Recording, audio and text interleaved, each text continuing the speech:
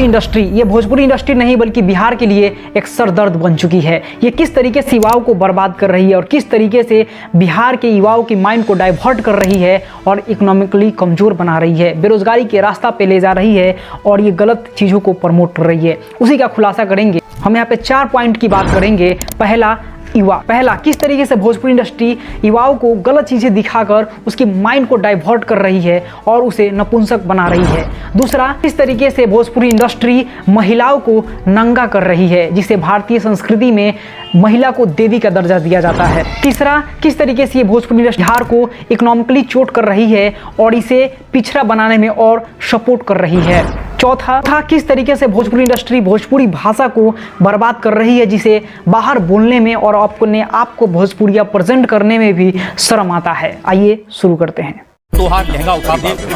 लोग अगर खाली यह देखता, यह तरह के बात सुनता, सोचता तो ये बात ठीक नहीं तो भोजपुरी ऐसे बिहार को बर्बाद करके बैठा हुआ है। भोजपुरी सिनेमा में अश्लीलता वाला इंडस्ट्री पे हमेशा अश्लीलता के आरोप लगते रहते हैं। छोटा-मोटा औरत तो जाके नचवाएगा, रिमोट से लहंगा उठा दूंगा। और पॉपुलर कहावत है कि ये सिनेमा समाज की दर्पण होती है, जहाँ पे हम खुद उसे अपने आंखों से देखते हैं और उस तरह बनने की कोशिश करते हैं। जो देखते हैं उसे फॉलो करने की कोशिश करते हैं। इसे हम एग्जाम्पल देते हैं पुराने समय में आई हॉलीवुड की एक टीवी शोज स्पाइडरमैन की, जहाँ पे स्पाइडरमैन की तरह हर बच्चा बनने की कोशिश करता है। और हाल ही में इंडिया में टीवी शोज आई बालवीर, जहाँ पे हर बच्चा अपने आप को बालवीर बनने की कोशिश करता है और लोगों की मदद करने की कोशिश करता है। वो भी चाहता है कि हमारी जो सोसाइटी है एक अच्छे बन। लेकिन यहाँ पे भोजपुरी इंडस्ट्री क्या कर रही है, जरा इसको गहराई से अब देखें तो भोजपुरी इंडस्ट्री युवाओं को किस तरीके से, युवा को एक अच्छे स्किल सीखने की जरूरत होती है, एक उच्च माइंडसेट की जरूरत होती है। वहां पे ये भोजपुरी इंडस्ट्री सिर्फ भाभी और लड़कियों के नंगे चित्र को प्रदर्शित कर रही है, यानी लहंगा, चोली, घूंघट, ढोड़ी, काजल, अंगूठी, ये सब चीजों के बारे में दिखा रही है। हर शादी में देख लीजिए, हर ऑर्केस्ट्रा में सिर्फ यही गाना बज रहे हैं, तुम्हारी लिपस्टिक के बारे में, पेट के बारे में, भाभी भौजी के बारे में। यानी रात दिन 24 घंटा युवा इसी तरीके के गाने को देखते हैं। और ये जो भोजपुरी स्टार हैं, जो अपने आप को सुपर स्टार समझते हैं, ये इसी तरीके गाना लॉन्च करते हैं और ये खूब प्रमोट करते हैं। और हमारी युवा 89% युवा बिहार की यही देख रहे हैं और जो देखेगा वही बनने की कोशिश भी करेगा, यानी उसकी सोच कभी आगे जा ही नहीं सकती। आप अदर इंडस्ट्रीज को देखेंगे तो हॉलीवुड में किस तरीके से गाने आते हैं, बॉलीवुड में मिलीनियर करके गाना आता है और उसमें लेमन गिरी की बात की जाती है। लेकिन हमारी भोजपुरी इंडस्ट्री भाभी की बात की जाती है, भाभी की बनावट कैसी है, उनकी पेट कैसी है, इसकी बात की जाती है। जो युवा ये सब सुनेगा वो उसकी माइंडसेट कहाँ आगे बढ़ेगी।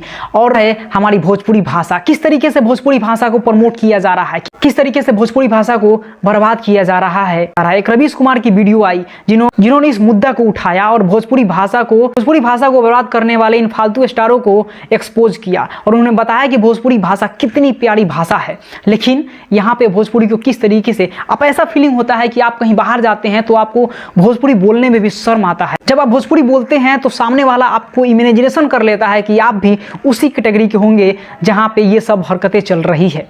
कोई भी अगर यूट्यूब पे जाए और एक बार भोजपुरी सॉन्ग सर्च करे और उसके सामने जो प्लेलिस्ट खुलेगी वो देखकर समझ जाएगा कि भोजपुरिया समाज कैसा है। लेकिन हमारी भोजपुरी समाज ये नहीं है, हमारी भोजपुरी समाज लापता लेडी की जैसे। और चौथी जो सबसे बड़ी कारण है इकोनॉमिकल इफेक्ट, यानी बिहार को किस तरीके से इकोनॉमिकली डैमेज किया जा रहा है, बिहार को और पीछे ले जाने में किस तरीके से साथ दिया जा रहा है। बिहार में करोड़ों युवा बेरोजगार पड़े हुए हैं। इस बात से अंदाजा लगाया जा सकता है, जब अल्लू अर्जुन पुष्पा 2 की प्रमोशन पटना के गांधी मैदान में करने आते हैं तो वहां पे करोड़ों युवा की भीड़ जमा हो जाती है और बांस के खंभों पर चढ़कर देखती है। उन सबकी माइंडसेट ही ऐसी बन चुकी है, भोजपुरी गाना जो सुनते हैं, जो चीज़ उसमें दिखाई जाती है, उनकी लेवल वहीं तक है। वो अधिक मेहनत करना नहीं चाहते, वो अच्छे से एजुकेशन हासिल नहीं करना चाहते, वो स्किल नहीं सीखना चाहते ताकि वो कुछ अलग क्रिएट कर सके, इनोवेशन कर सके। सरकार क्या लॉ बना रही है उसे कैसे डिफाइन कर पाएगा, हमारी जीडीपी, हमारी बिहार की जीडीपी क्या है, कैसे डिफाइन कर पाएगा। कोई भी नेता आएगा जीडीपी बेवकूफ़ जैसे बताकर चला जाएगा